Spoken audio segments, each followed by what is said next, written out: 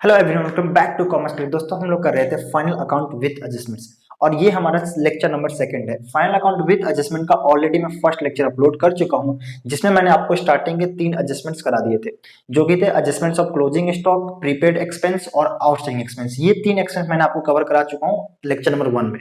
तो अगर आपने लेक्चर नंबर 1 नहीं देखा तो उनका लिंक मैं आई बटन और डिस्क्रिप्शन में दे दूंगा। प्लीज एक बार आप उसे देख लेना, ठीक है। तो आज जो हम करने वाले हैं वो करने वाले हैं एडजस्टमेंट नंबर 4, जो कि है एक्रूड इनकम। तो एक्रूड इनकम का मतलब सिंपल ये होता है, income earn but not receive. यानी आपने पैसे तो अर्न कर लिए थे बट उसको रिसीव नहीं किए थे। तो सिंपल सी बात है, आपने चैप्टर नंबर 2 में पढ़ा होगा, एक्रूड इनकम हमारे लिए क्या है, एसेट भी है और हमारे लिए इनकम भी है। एसेट इसलिए है क्योंकि अब तक हमने उसको रिसीव नहीं किया, हम बाद में रिसीव करेंगे, बेनिफिट उसको हमें इन फ्यूचर कभी ना कभी मिल जाएगा, तो एसेट्स है। और इनकम इसलिए है, हमने अर्न कर लिया, वेदर हमने रिसीव किया हो ना किया हो। इनकम का डेफिनेशन क्या है, आपने सर्विस प्रोवाइड कर दी, वेदर आपने उसको पैसे को रिसीव किया नहीं रिसीव किया, आपके लिए इनकम है। और एसेट क्यों है, क्योंकि आपको फ्यूचर बेनिफिट देगा, दोनों है। और अगर आपको पैसा रिसीव हो जाता तो सिर्फ और सिर्फ इनकम रहेगा, एसेट खत्म हो जाएगा।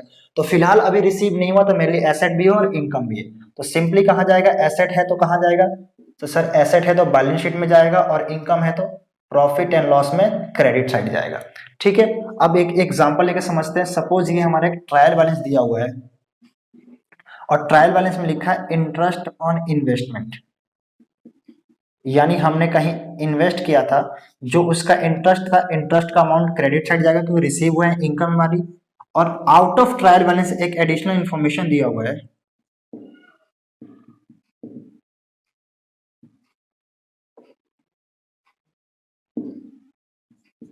और यहां पे लिखा है इंटरेस्ट ऑन इन्वेस्टमेंट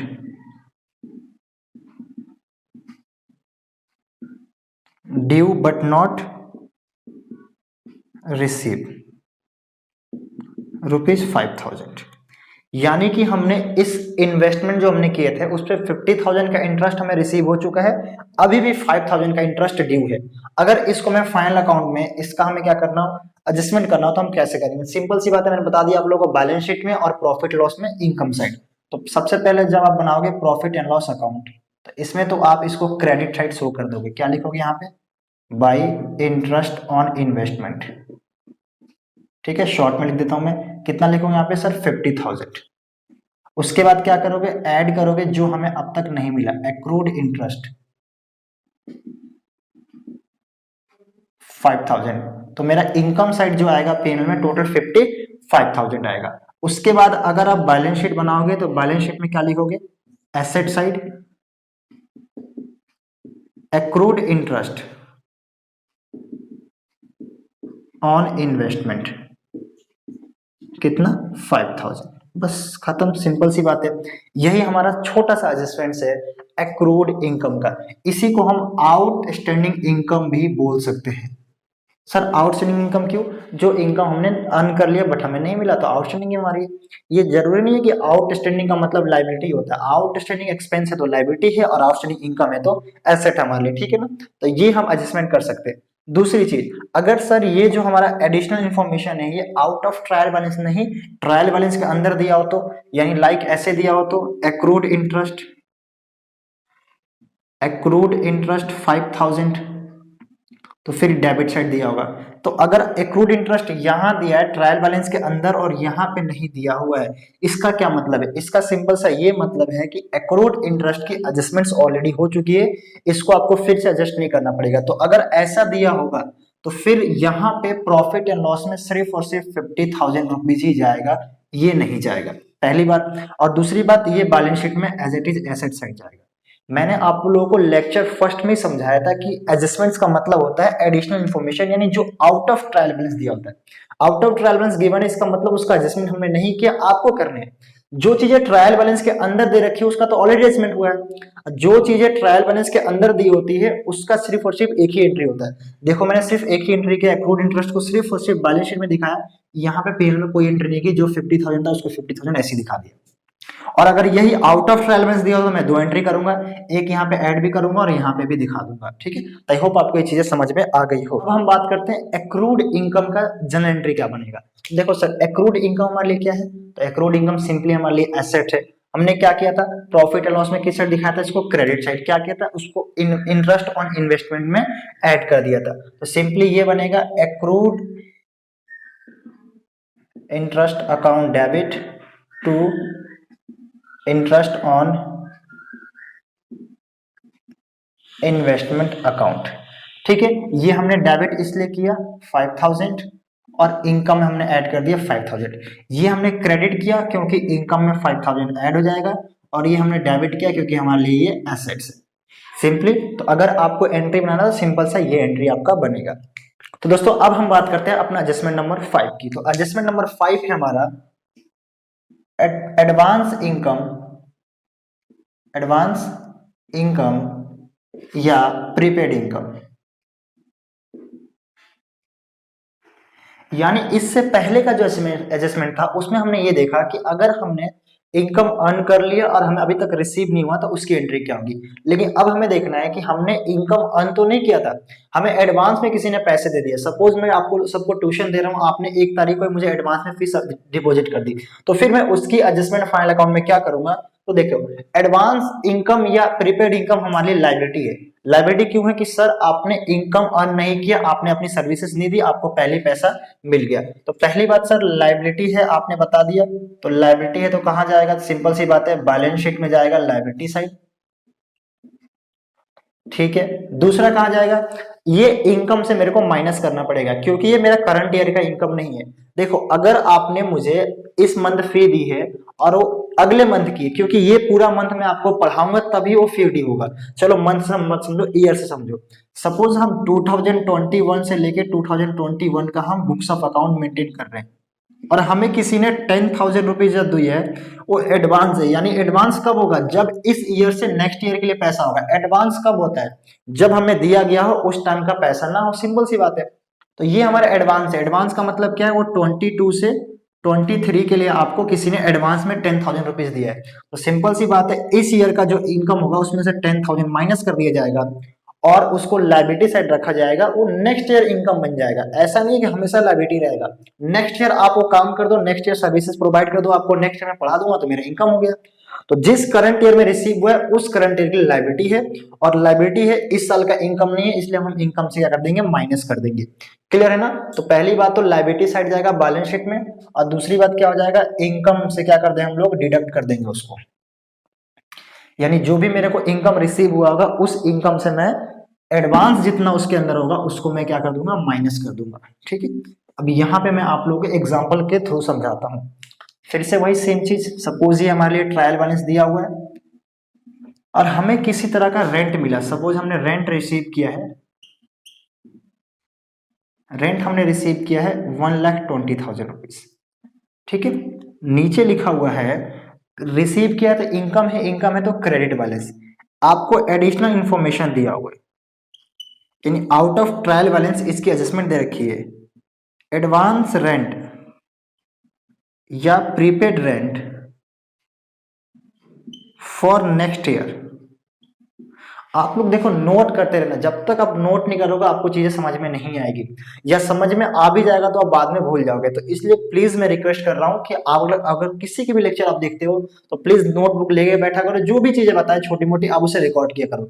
जब तक आप उसे नोट नहीं करोगे तब तक आपको चीजें समझ में नहीं आएगी। बहुत सिंपल से समझा रहा हूँ, कुछ नहीं है। आप में से किसी कमेंट कर कहा था कि भैया आपने समझा तो दिया लेकिन उसका एडजस्टमेंट लिखवाएं, तो मैं इसको शॉर्ट में लिख भी दे रहा हूँ। देखो लायबिलिटी में जाएगा बैलेंस शीट, इनकम से डिडक्ट होगा। अब मैं क्या लिखवाऊं, एग्जांपल में आपको लेके समझा रहा हूँ, आप सेम टू सेम एग्जांपल अपने नोटबुक कवर कर सकते हो। फिर मैं आपको एक इसकी जनरेटरी बताई दे रहा हूँ। तो और इससे ज्यादा कुछ नहीं है, बिल्कुल सिंपल चीज है।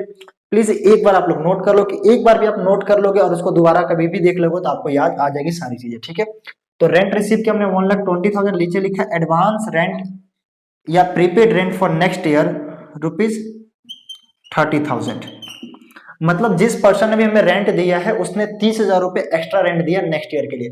तो इसका सिंपल सा क्या करेंगे सर, तो जब हम प्रॉफिट एंड लॉस अकाउंट बनाएंगे तो इसमें हम क्या लिखेंगे, by rent account. Credit side इसलिए लिख रहे रेंट के रिसीव हुआ है, अगर पेड होता तो डेबिट साइड लिखते, तो पेड होता तो एक्सपेंस होता, प्रीपेड एक्सपेंस ऑलरेडी मैं फर्स्ट लेक्चर में समझा चुका हूँ। ठीक है, तो यहाँ पे आपको लिखना 1,20,000 माइनस एडवांस या प्रीपेड, आपको जो लिखना लिख सकते हो 30,000 और इसको आप माइनस करके सिंपली यहाँ पे कितना लिख सकते हो 90,000।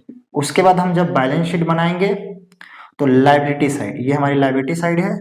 बैलेंस शीट में डेबिट और क्रेडिट साइड नहीं होता क्योंकि बैलेंस शीट एक स्टेटमेंट है और स्टेटमेंट में हमेशा साइड होता है डेबिट साइड क्रेडिट साइड, इसके अलावा कुछ नहीं हो सकता।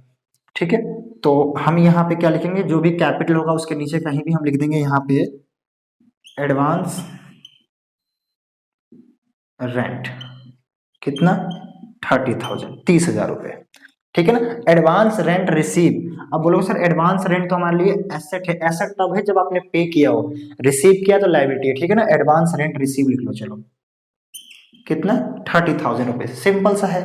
अब बात करें सर इसकी जनरल एंट्री, तो जनरल एंट्री क्या बनेगी, तो देखो लायबिलिटी है तो क्रेडिट होगा और इनकम से माइनस करना है। इनकम हमारा क्या होता है सर, इनकम होता है क्रेडिट बैलेंस, और अगर उसमें से माइनस करना है तो उसको हम कर देंगे डेबिट।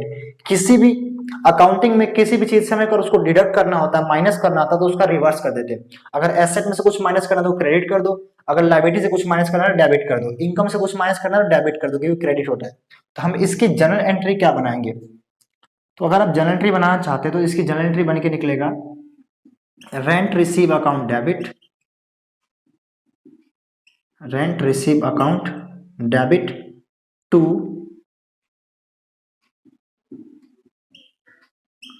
एडवांस रेंट अकाउंट, कितना 30,000, 30,000। ठीक है, ये हमारा प्रॉफिट लॉस से माइनस हो चुका है और ये हमारा लायबिलिटी साइड चला जाएगा। दूसरी बात सर, अगर ये आउट ऑफ ट्रायल बैलेंस ना दिया हो और यहां पे दिया हो तो एडवांस रेंट रिसीव 30,000 कुछ ऐसा दिया हो तो सिंपल से इसका मतलब ये है कि अगर आपको advance rent receive trial balance के अंदर गिवन है तो इसका एडजस्टमेंट ऑलरेडी हो चुका है। ये जो भी चीजें हमने की है अभी हमें एडजस्टमेंट करने की जरूरत नहीं है। तो सर डेबिट साइड क्यों नहीं दिया, क्रेडिट साइड क्यों दिया, देखो ये दिया है एज अ इनकम, तो इनकम का बैलेंस क्या होता है क्रेडिट, और ये दिया एज ए लायबिलिटी, लायबिलिटी का बैलेंस भी क्या होता है क्रेडिट। तो अगर advance rent in trial balance दिया, ट्रायल बैलेंस के अंदर दिया है तो फिर आपको एडजस्टमेंट नहीं करनी, फिर आपको सिंगल एंट्री करनी है। सिंगल एंट्री का मतलब क्या, यानी ये सिर्फ और सिर्फ जाएगा प्रॉफिट एंड लॉस अकाउंट में, किस साइड क्रेडिट साइड, और ये जाएगा सिर्फ और सिर्फ बैलेंस शीट में कहां पे लायबिलिटी साइड। बस सिंपल सी बात है और कुछ भी नहीं करना। तो आई होप आपको एडजस्टमेंट नंबर 5 एडवांस इनकम समझ में आ गया हो। तो देखो एडजस्टमेंट नंबर 5 पे हमारा डेप्रिसिएशन। अब डेप्रिसिएशन में बहुत ज्यादा आप सबको कंफ्यूजन होती है, तो प्लीज इसलिए अब तक अगर आपने नोटबुक नहीं निकाली तो अब नोटबुक निकाल लो और डेप्रिसिएशन कम से कम इसको नोट डाउन कर लो। तो देखो डेप्रिसिएशन में हमेशा दो टॉपिक होता है। डेप्रिसिएशन जब भी हम चार्ज करते हैं तो आपको ध्यान रखना पड़ता है कि क्वेश्चन में provision for depreciation account maintain करना है या नहीं करना। अगर आप सबने डेप्रिसिएशन चैप्टर बहुत अच्छे से कवर किया हुआ तो आपको प्रोविजन फॉर डेप्रिसिएशन अकाउंट बनाना आता होगा और ये सारी चीजें आपको पता होगा कि वो चीजें क्या होती है। और अगर आपने नहीं पढ़ा तो मैंने डेप्रिसिएशन का कंप्लीट सारा सॉल्यूशन अपलोड कर रखा है, एक टॉपिक को एक्सप्लेन कर रखा है, तो प्लीज आप उन सारी वीडियोस को देख लो। आपको देखना कैसे है, तो आप प्लेलिस्ट पे जाओगे, वहां पे वो class 11 complete course free of cost लिखा होगा, ऐसी नाम की एक लिंक, उसको एक प्लेलिस्ट होगा, उसी प्लेलिस्ट में सारी वीडियो है। अदरवाइज सेपरेट प्लेलिस्ट भी मैंने बना रखा है डेप्रिसिएशन के लिए। तो देखो जब हम डेप्रिसिएशन चार्ज करते हैं हमारे पास दो ऑप्शन होता है, when provision for depreciation account is not maintain और मेंटेन। तो पहले हम बात करेंगे कि जब हमने provision for depreciation account maintain नहीं किया है, तो जब आप मेंटेन नहीं करते तो डायरेक्ट आपके एसेट पे डेप्रिसिएशन चार्ज की जाती है। यानी जनरल एंट्री क्या बनेगा, depreciation account debit to asset account, asset की वैल्यू कम हो जाएगी और डेप्रिसिएशन हमारा एक्सपेंस है तो क्या हो जाएगा, ये डेबिट हो जाएगा। तो पहले चार्ज की एंट्री सिंपल सी ये बनती है, अगर आप डेप्रिसिएशन चार्ज करोगे तो आपकी एंट्री ये बनेगी। दूसरा क्या है, उसके बाद उस डेप्रिसिएशन को हमें प्रॉफिट एंड लॉस अकाउंट में डेबिट साइड ट्रांसफर करना पड़ता था, profit and loss account debit to depreciation account, और ये है ट्रांसफर की एंट्री। अब एक सिंपल सा एग्जांपल लेते हैं। देखो डेप्रिसिएशन के जितने केसेस होते हैं सारे केस में एक्सप्लेन करूंगा, तो प्लीज आप लोग नोट डाउन कर लेना, फिर से बोल रहा हूँ। तो देखो ट्रायल बैलेंस दिया हुआ, यहाँ लिखा मशीनरी ₹1 लाख और furniture ₹1,50,000। Out of trial balance एक एडिशनल इंफॉर्मेशन दिया हुआ है, डेप्रिसिएशन एट द 10%, यानी आपको डेप्रिसिएशन चार्ज करना है 10%। चार्ज यहाँ वर्ड मैंने छोड़ दिया, ठीक है, 10% चार्ज करना है। अब वेदर ये SLM मेथड से हो सकता है और WDV मेथड से भी हो सकता है। तो एक बात ध्यान रखना, जिस केस में प्रोविजन फॉर डाउटफुल डेब्ट मेंटेन नहीं किया होगा उसमें मेथड से हमें कोई मतलब नहीं है। क्या मतलब है, कहने का मतलब कि WDV मेथड का मतलब क्या होता है कि सर जो उसकी बुक वैल्यू यानी जितनी कॉस्ट बची हुई है उस पे चार्ज होगा। और एसएलएम का क्या मतलब है, जितना हमने ओरिजिनल कॉस्ट था उस पे चार्ज होगा। सपोज ध्यान से सुनना मेरी बात, अगर इस क्वेश्चन में बोला होता कि depreciation charge at the rate 10%, कौन से मेथड से, डब्ल्यूडीवी मेथड से, ये क्वेश्चन आपको बोला होता है। अब ये जो लिखा हुआ है 1 लाख रुपए और 1,50,000, तो आप बोलते कि सर मशीन की बुक वैल्यू 1 लाख रुपीज है, उसका 10% निकाल दो, फर्नीचर का भी 10% निकाल दो। सपोज जो रेट है वो फर्नीचर और मशीन दोनों का 10% ही मैंने मान के लिया है। ठीक है सर, चलो अच्छी बात है, आप सबकी बात मैं मान लेता हूँ। अगर क्वेश्चन में लिखा होता है depreciation at the rate 10% SLM method से, स्ट्रेट लाइन मेथड से, तो आप क्या करते हैं, तो भी आप सर यही बोलते हैं कि मशीनरी का 1 लाख 10% और फर्नीचर का इसका 1.5 लाख रुपए, इसका भी 10%। अब जरा मुझे बताओ, जो एसएलएम मेथड होता है इस पे जो डेप्रिसिएशन कैलकुलेट किया जाता है, ये किया जाता है ओरिजिनल कॉस्ट पे। आपको कैसे पता कि इसकी ओरिजिनल कॉस्ट 1 लाख रुपए, हो सकता है इसकी ओरिजिनल कॉस्ट 2 लाख रुपए हो, 10 साल पहले खरीदा गया हो, और आज की डेट में इसकी बुक वैल्यू 1 लाख है।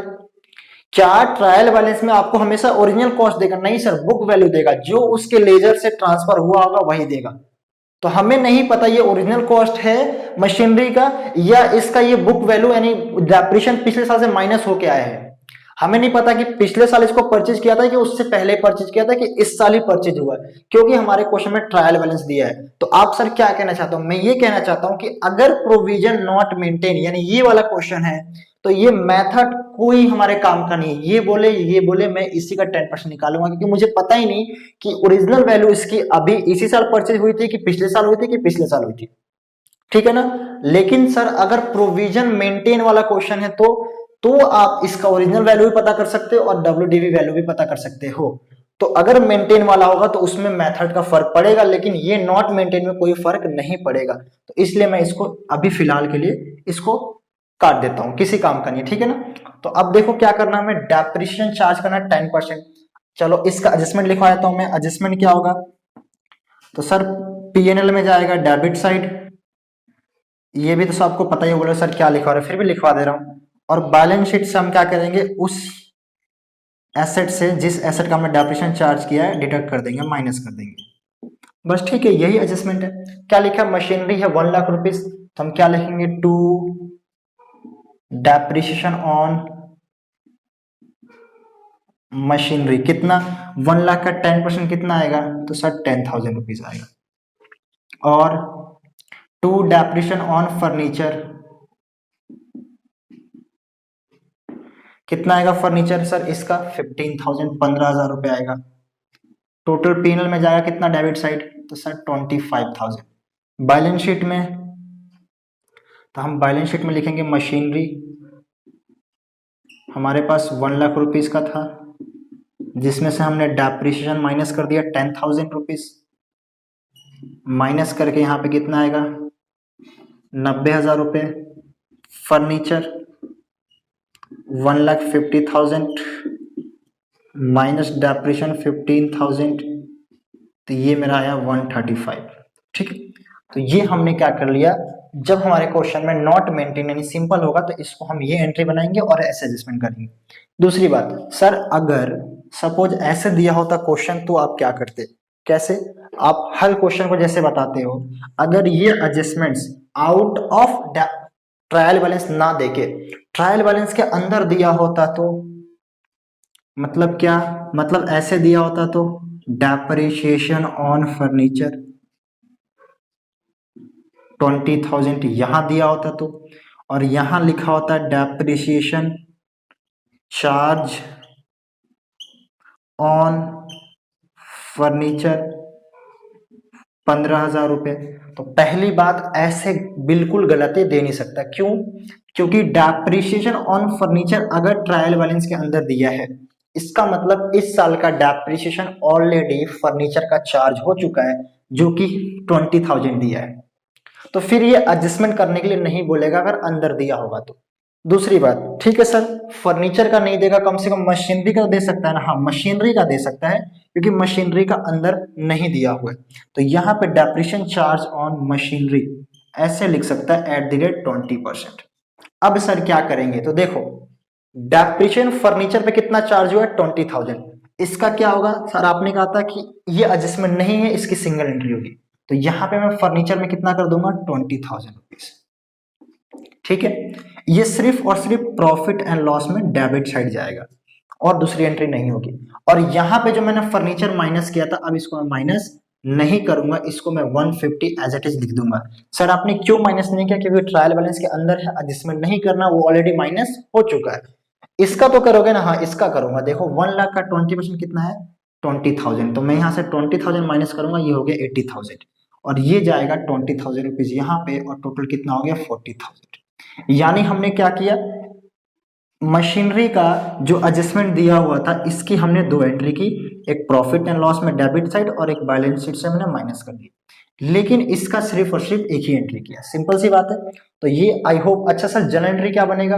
तो इस वाले का जो डेप्रिशिएशन ट्रायल बैलेंस के अंदर दिया हुआ है, ये ऑलरेडी डेप्रिशिएशन फर्नीचर से माइनस हो चुका है। तो इस केस में ये वाली एंट्री चार्ज की एंट्री नहीं बनेगी, सिर्फ और सिर्फ ट्रांसफर की एंट्री बनेगी। Profit and loss account debit to depreciation account 20,000 और ये जो था सेकेंड डेप्रिशिएशन था 20,000 का मशीनरी के ऊपर, इसकी चार्ज की भी एंट्री बनेगी और ट्रांसफर की भी एंट्री बनेगी।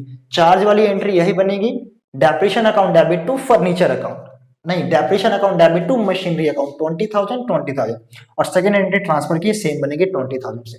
तो आई होप आपको डेप्रिशिएशन विदाउट प्रोविजन समझ में आ गया। तो देखो डेप्रिशिएशन का जो सेकंड पार्ट है उसमें हमें देखना है कि अगर हमारे क्वेश्चन में provision for depreciation account maintain किया हुआ है या मेंटेन करने को बोला है, तब हम डेप्रिशिएशन का एडजस्टमेंट्स को कैसे हैंडल करेंगे। तो देखो हमने क्या किया, when provision for depreciation account not maintain, इसको हमने एक्सप्लेन कर लिया। अब बात करते हैं when provision for depreciation account is maintain. तो अगर आपके डेप्रिशिएशन अकाउंट मेंटेन किया गया है, provision for depreciation account maintain किया गया है, तो उसकी एंट्री बनती है depreciation account debit to provision for depreciation account, और नॉर्मल केस की एंट्री बनती है depreciation account debit to machinery account. यानी यहाँ पे सिर्फ और सिर्फ प्रोविजन फॉर डेप्रिशिएशन अकाउंट आ गया, और पहले वाले केस में वो पर्टिकुलर एसेट आ था जिस एसेट पे हम डेप्रिशिएशन को चार्ज कर रहे थे। ऐसा क्यों होता है कि sir depreciation account debit to provision for depreciation account क्यों आ रहा है, वो पर्टिकुलर एसेट क्यों नहीं आ रहा? क्योंकि इस केस में हम डेप्रिशिएशन उस पर्टिकुलर एसेट पे चार्ज नहीं करते, उसको अलग से एक प्रोविजन अकाउंट में एक्युमुलेट कर लेते हैं, और जब उसकी वैल्यू निकालनी होती है तो लास्ट में हम उसको सिर्फ माइनस करके देख लेते हैं कितनी उसकी बुक वैल्यू आएगी। ठीक है ना, अभी मैं समझाऊंगा आगे। और दूसरी एंट्री सेम है ट्रांसफर की एंट्री। तो ये है डेप्रिशिएशन चार्ज की एंट्री जो कि प्रोविजन अकाउंट में चार्ज की गई है, और सेकंड एंट्री है ट्रांसफर का जो आपको पता ही है। अब एक सिंपल सा मैंने क्वेश्चन लिया ट्रायल बैलेंस में, यहाँ लिखा है फर्नीचर 2 लाख रुपीज और प्रोविजन फॉर डेप्रिशिएशन 60,000, यानी प्रोविजन फॉर डेप्रिशिएशन है वो 60,000 रुपए है, और फर्नीचर कितने का 2 लाख रुपए का है। नीचे बोला कि आपको डेप्रिशिएशन चार्ज करना 10% पर एनम, एसएलएम मेथड से भी और डब्ल्यूडीवी मेथड से, दोनों मेथड से हम देखेंगे, क्योंकि जिस केस में प्रोविजन होता है उसमें ये दोनों मेथड पॉसिबल है, मैंने आपको अभी समझाया था। अब पहले इसका मतलब बताओ मुझे कि इसका मतलब क्या है। इसका सिंपल सा ये मीनिंग है कि अगर आपको प्रोविजन फॉर डेप्रिशिएशन अकाउंट दिया हुआ है, यानी इस 2 लाख की वैल्यू पे अब तक 60,000 रुपए की डेप्रिशिएशन लग चुकी है। देखो ये अकाउंट डेप्रिशिएशन किसमें चार्ज हो रहा था, प्रोविजन में, यानी हर एक साल 20-20 हजार या 10-10 हजार जो भी चार्ज हुआ वो अब तक वो एक्युमुलेट हो गया है 60,000 रुपए। समझ रहे हो? तो अब इसकी अगर हम सर एडजस्टमेंट करना है तो कैसे करेंगे? तो सिंपल सी बात है, आपको पहले डेप्रिशिएशन कैलकुलेट करना पड़ेगा कि हमारा इस साल का डेप्रिशिएशन कितना आएगा। तो अगर मैं बात करूं एसएलएम मेथड की, पहले मैं डब्ल्यूडीवी की बात करता हूं कि अगर हमारा amount of depreciation by WDV, यानी डब्ल्यूडीवी मेथड से अमाउंट ऑफ डेप्रिशिएशन कितना आएगा। तो देखो डब्ल्यूडीवी मेथड से हमेशा बुक वैल्यू पे निकालनी जाती है, ना कि ओरिजिनल कॉस्ट है। बुक वैल्यू का मतलब क्या है कि इस साल उसकी वैल्यू हमारे लिए कितनी है, इस साल उसकी वैल्यू कितनी है। तो सिंपल सी बात है, क्या बोलोगे? देखो सर जो फर्नीचर है ना वो 2 लाख रुपए की ओरिजिनल कॉस्ट है। सर आपको कैसे पता कि ये 2 लाख रुपए ओरिजिनल कॉस्ट है? अभी तो पीछे कह रहे थे कि हमें नहीं पता। क्यों कह रहा हूं? क्योंकि ये प्रोविजन वाला है, और जो जिस केस में provision for depreciation account given होता है उस केस में हमेशा एसेट की वैल्यू लाइफ टाइम तक उतना ही रहती है, ना घटती है ना बढ़ता है। ऐसा क्यों? क्योंकि डेप्रिशिएशन हम अलग अकाउंट में चार्ज करते हैं। देखो ये हमारा फर्नीचर अकाउंट है, ठीक है, यहां पे हमने लिखा था टू बैंक अकाउंट 2 लाख रुपए जिस ईयर हमने परचेज किया था। यहां पे हम करते हैं बाई डेप्रिशिएशन 20,000 रुपीज, तो हमारा जो बाई बैलेंस सीडी निकल के आता है वो निकल के आता है 80,000 180 1,80,000 रुपए। ठीक है, ये माइनस, ये वैल्यू डिक्रीज क्यों हुई? क्योंकि मैंने यहाँ पे डेप्रिसिएशन चार्ज कर दिया। अगर मैं ये डेप्रिसिएशन यहाँ पे चार्ज नहीं करता, सपोज हमने डेप्रिसिएशन यहाँ पे चार्ज नहीं किया और डेप्रिसिएशन को हमने प्रोविजन फॉर डेप्रिसिएशन अकाउंट में चार्ज कर लिया, ये जो मैं आपको अभी सिखा रहा हूं ये आपने डेप्रिसिएशन चैप्टर में बहुत अच्छे से सीखा होगा। नहीं सीखा है तो थोड़ा सा रिवाइज हो जाएगा, याद करो। इधर देखो, अब मैंने यहाँ पे बाई डेप्रिसिएशन यहाँ के बजाय मैंने क्या कर दिया, बाई डेप्रिसिएशन यहाँ लगा दिया। कितना? सपोज 10% था, 20,000 मैंने यहाँ लगा दिया। अब मेरी बाई बैलेंस सीडी कितना आएगा? तो सर आपका बाई बैलेंस सीडी 2 लाख रुपए ही आएगा। Next year to balance BD कितना आएगा? 2 लाख आएगा। फिर उसका जो मैं डेप्रिसिएशन क्या करूंगा, यहां के बजाय मैं यहां लगा दूंगा बाई डेप्रिसिएशन 20,000 रुपए। फिर उसके अगले साल भी बाई डेप्रिसिएशन 20,000 रुपए।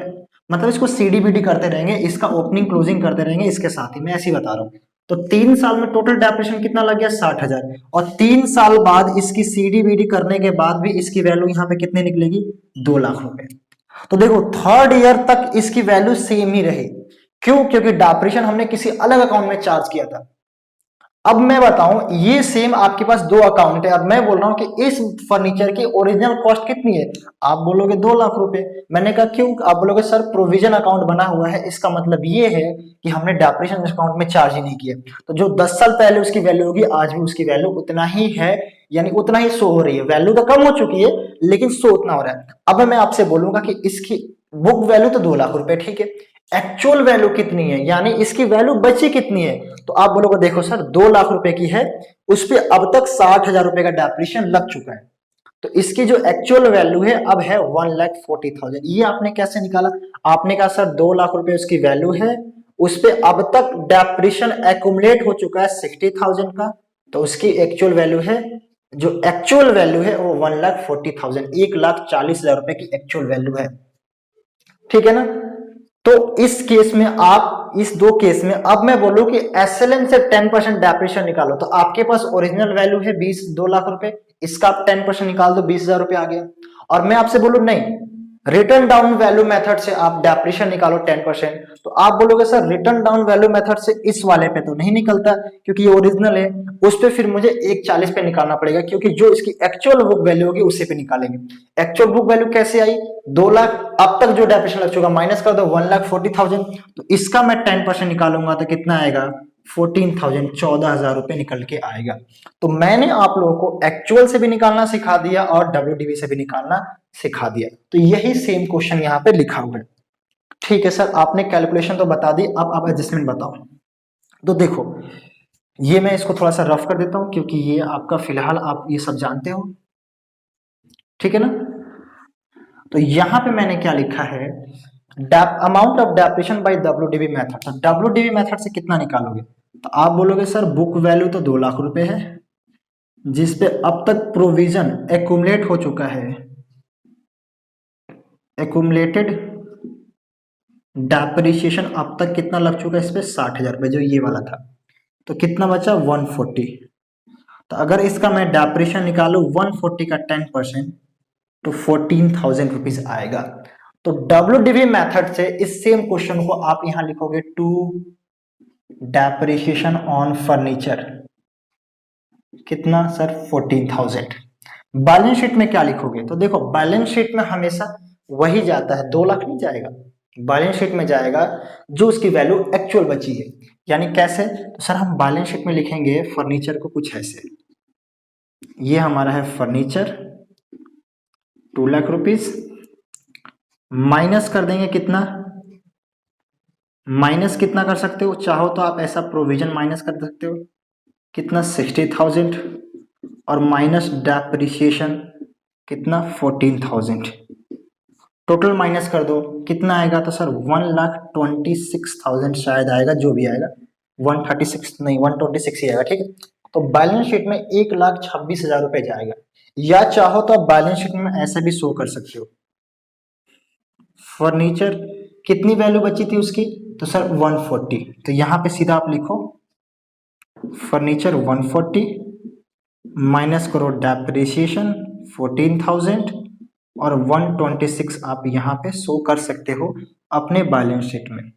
और प्रॉफिट एंड लॉस में सिर्फ और सिर्फ 14,000 जाएगा, ना कि 60,000। ये तो पहले के डेप्रिसिएशन है, ठीक है। अगर सर और भी ऐसी होता तो मतलब सपोज यहाँ पे एक मशीनरी भी लिखा था 1,00,000 रुपए, उसका क्या करेंगे? तो अगर इस मशीनरी का भी प्रोविजन ऐसे ही दिया होगा जो इसका दिया था फर्नीचर का, तो उसको भी सेम ऐसे करेंगे। अगर सर मशीनरी वाला प्रोविजन नहीं दिया तो यहाँ पे पता है क्या लिखा था? यहाँ पे सिर्फ मशीनरी लिखा था 1,00,000 रुपए, और यहाँ पे जो लिखा हुआ था, अच्छा सर आपने एसएलएम तो बताया नहीं, चलो मैं पहले एसएलएम बताता हूँ फिर मशीनरी बताऊंगा, है ना। पहले एसएलएम बता देता हूँ। ये लो, तो ये हमने डब्ल्यूडीबी मेथड से इसको कंप्लीट कर लिया, ठीक है ना। अगर बात आती है कि सर नहीं एसएलएम से बोला हुआ था डेप्रिसिएशन चार्ज करने के लिए, तो एसएलएम से बहुत ही इजी है। क्यों?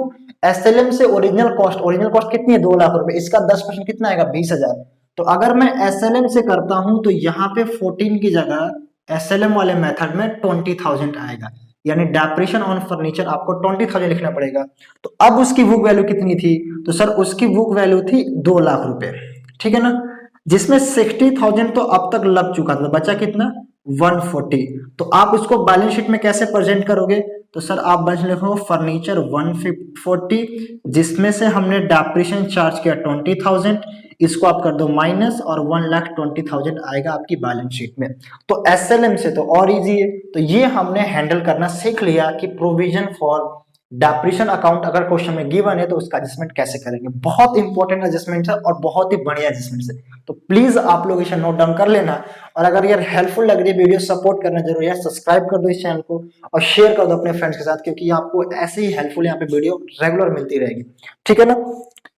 तो चलो अब हम बात करते हैं कि सर ठीक है थोड़ा सा और आगे चलते हैं। अगर हमारे पास ऐसा दिया था फर्नीचर यहाँ पे 1,00,000 रुपीज, अब इसका बताओ क्या करना है।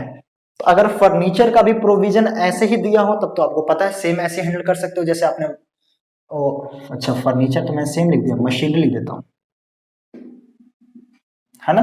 तो अगर मशीनरी का भी सेम प्रोविजन फॉर डेप्रिसिएशन दिया हुआ था तो जैसे आपने फर्नीचर को हैंडल किया वैसे as it is same entry सब कुछ सेम आप उसको भी हैंडल कर सकते हो। लेकिन सर अगर इसका प्रोविजन फॉर डेप्रिसिएशन नहीं दिया तो फिर इसका नॉर्मल हो गया, यानी इसको नॉर्मल में करेंगे। जैसे कि इसमें देखो डेप्रिसिएशन ऑन फर्नीचर लिखा था 10% और यहाँ लिखा था depreciation on machinery at the rate 15% per annum.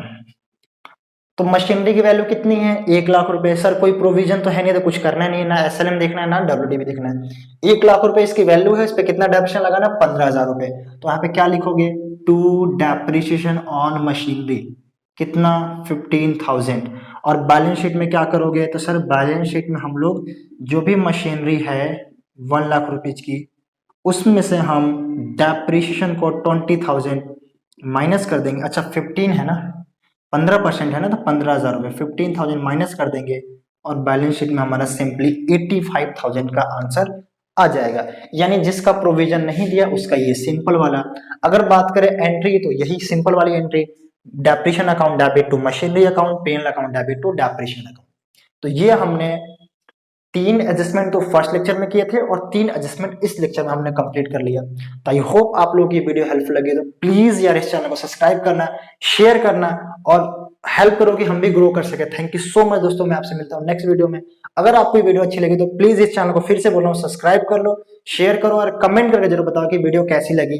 और आप अगर सपोर्ट करोगे तो फिर हम ऐसी आपके लिए वीडियो लेके आते रहेंगे। तो हमने फाइनली टोटल 6 एडजस्टमेंट कंप्लीट कर लिए। पहले की वीडियो भी अपलोडेड है तो प्लीज पहले की वीडियो भी देखो, उसको भी शेयर और सपोर्ट करो और ये वीडियो भी रेगुलर देखो। तो हमने 6 एडजस्टमेंट कंप्लीट कर लिए। अब हम बात करेंगे अगले एडजस्टमेंट्स की, जो एडजस्टमेंट नंबर 7 है और उससे आगे के एडजस्टमेंट हम नेक्स्ट वीडियो में देखेंगे। तो देखो जो आगे के एडजस्टमेंट में कराने वाला हूँ वो भी बहुत इंपॉर्टेंट है, क्योंकि उनमें एडजस्टमेंट हम करने वाले हैं बैड डेब्ट रिकवर, प्रोविजन फॉर डाउटफुल डेब्ट, है ना, ये सारी चीजें हम करने वाले हैं। और करने वाले हम प्रोविजन फॉर डेटर्स, ये बहुत इंपॉर्टेंट कुछ है जो बैड डेब्ट, प्रोविजन फॉर डाउटफुल डेब्ट और बैड डेब्ट रिकवरी, ये तीनों चीजें अगर एक ही क्वेश्चन में आए तो बच्चे बहुत ज्यादा कंफ्यूज जाते हैं। तो ये सारी एडजस्टमेंट हम नेक्स्ट वीडियो में करेंगे, तो प्लीज अगले वीडियो का भी देखना, उसको भी शेयर और सपोर्ट करना। थैंक यू सो मच दोस्तों, मैं आपसे मिलता हूँ नेक्स्ट वीडियो में, तब तक के लिए टेक केयर।